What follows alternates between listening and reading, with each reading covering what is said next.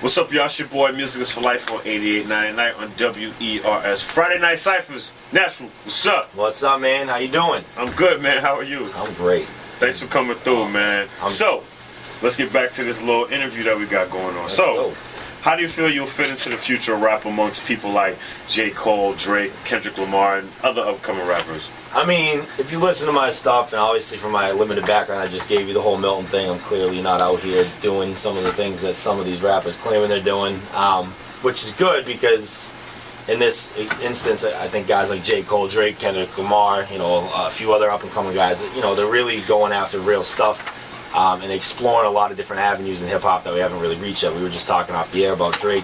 Love him or hate him, whatever. He's coming with a totally different sound.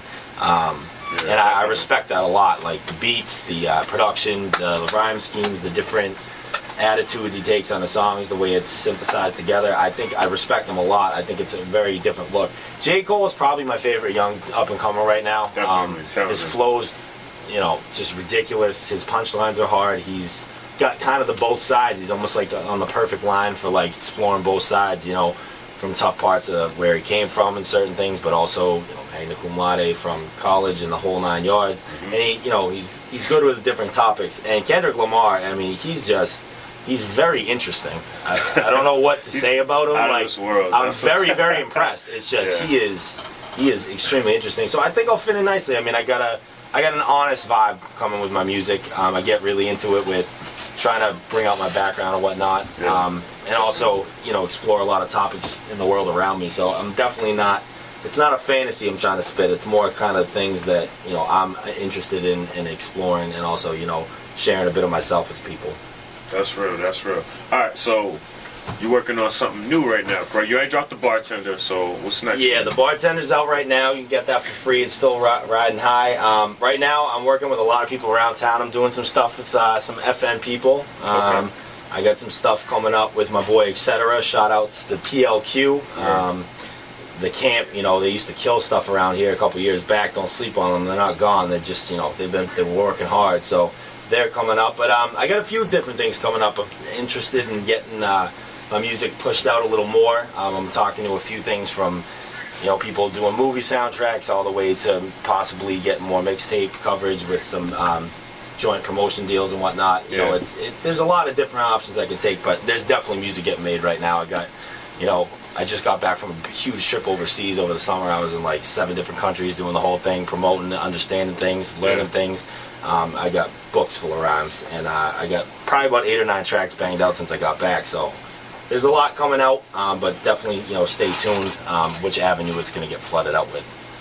That's what's up. That's big. That's big. So, if you had to choose 2 people to work with on your next project, who would it be? 2? One producer and 1 artist, but it doesn't have to be a rapper. Oh, man. Just Blaze is a producer. He's probably my favorite producer out right now. Yeah, he's a beast. He's ridiculous. I mean, I can listen. It's crazy when you can listen literally to just the instrumental on a hip-hop beat, and literally you could just listen to it and be like, wow. Like, some of his beats, even from his really like commercial to his not so well known ones, I always think of the Joel Santana one he did for the Nike commercial. The Second Coming, man. I listen to that like instrumental and like it's classical music. It's just wild. I think he's the most talented. I think he's got a totally different sound from anyone. It's like he's got a third ear. So definitely him as a producer. Artist, oh man, I don't know. I guess probably J. Cole. I mean, I could say, a Jay-Z or a Nas and all that, but there's, it's almost, they're so big now and it's so beyond things that I feel like J. Cole, I feel like I identify with him a lot right now as far as music goes. Similar age and kind of different. I just really like his music. I like what he's doing a lot, and I think it would be dope to work with him. That's what's up, man. All right, so if you can name your biggest influence, who would it be? Oh, and this is like, I mean, I just have to say family. I can't pick one. Yeah. I got 2 wonderful parents. I'm blessed to have, 4 awesome siblings. My cousins, my cousin right here sitting right next to me, Regal, my best friend. Shout out to Brian Regal. Yeah, they won't turn my mic on. This is my dude right there. It's family. I mean, I'm blessed to have come from a background where I've always been supported, like I said, with whatever I've done. you know, I've got a lot of flack too, but that's part of it, you know, in growing up and whatnot. So my biggest influence, I would have to say, are my parents first, and just pretty much the family around me. You know, my dad and my mom are just very, very cool people with a lot to offer. And they've always been really, really instrumental in just giving me options to help me explore myself. You know, educationally, you know, their philosophy was kind of, we're just going to give you kind of freedom to do what you want to do, and kind of mold from that what you want to become. And that responsibility given to me at such a young age, I think, has really helped me blossom into, you know, not only as a young adult, but as an artist, you know, making sure that I take things seriously and handle my business. So I would have to say my parents and my family in general. That's real, that's real. So, up next we got Fade. Would you like to explain the concept of the song to the Yeah, people? man, I mean, everybody always says, oh, you need that club banger and whatnot. And I wasn't, honestly, I really didn't care if there was a club banger on my mixtape. I was just like, kind of going through beats, and Pete Needy again, you know, he's like, oh, I'm sitting on these beats, I haven't like touched them in a couple of years. He shows me this, and I'm like laughing, like, you're a jerk, dude. Like, what's wrong with you? Like, you got these things that are just beast, and you're just sitting on your computer, like, oh, you're like collecting dust. This beat, again, like, you hear it and you just start moving. It's just got an ill beat.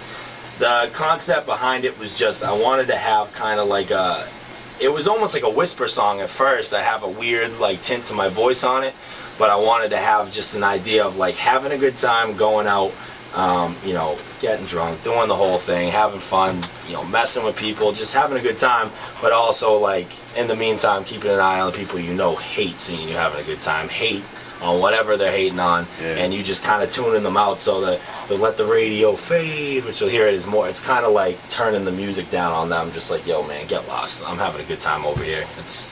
It's all broads and booze, get lost, like, you know, just it was a funny time in my life. I was having a good time, and it was just I heard this beat and I just had to get on it. So this is Fade, Pete Needy again, the Beast. Stay Puff Productions all day. All right, 89 at night, this is Fade, stay tuned.